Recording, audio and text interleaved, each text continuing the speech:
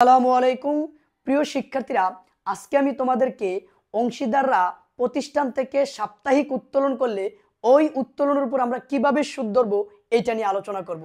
এতদিন তো আমরা মাসিক এবং বাৎসরিক উত্তোলনের সুদ নিয়ে আলোচনা করছি। দেখো প্রিয় শিক্ষার্থীরা, যদি সাপ্তাহিক উত্তোলন করে তাহলে সাপ্তাহিক উত্তোলন করলে আমরা কিভাবে সুদটা ধার্য করব এটা একটু মনে রাখবা।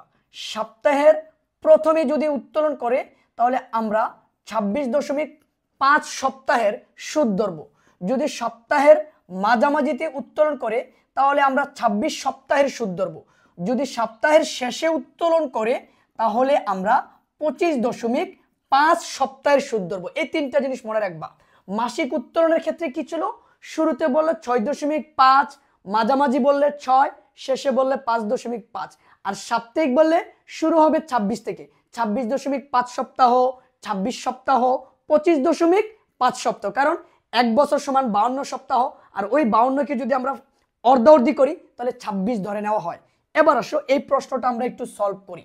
দেখো এই জায়গায় বলছে প্রতি সপ্তাহান্তে, এটার মানে হচ্ছে সপ্তাহের শেষে উত্তোলন 100 টাকা, 7% হারে সুদে উত্তোলনের সুদ কত হবে? মানে উত্তোলনের উপরে যদি 7% সুদ ধরি তাহলে উত্তোলনের সুদ কত হবে? এই যে দেখো, প্রথমে আমরা লিখবো 100, তার উপরে আমরা ধরবো কয় পার্সেন্ট?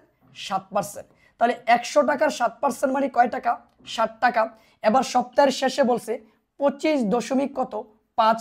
এবার আসো, প্রথমে এই 25কে 25-এর সাথে 7 গুণ দিব, তাহলে আসবে 175। তারপরে থাকবে কি 0.5 মানে এই জায়গায় যে 7 আছে না, তার অর্ধেক। তো 7-এর অর্ধেক কত? 3.5, তাহলে হবে 178.5। এই হচ্ছে উত্তর। তো আশা করি প্রিয় শিক্ষার্থীরা এই প্রশ্নটা বুঝতে পারছো।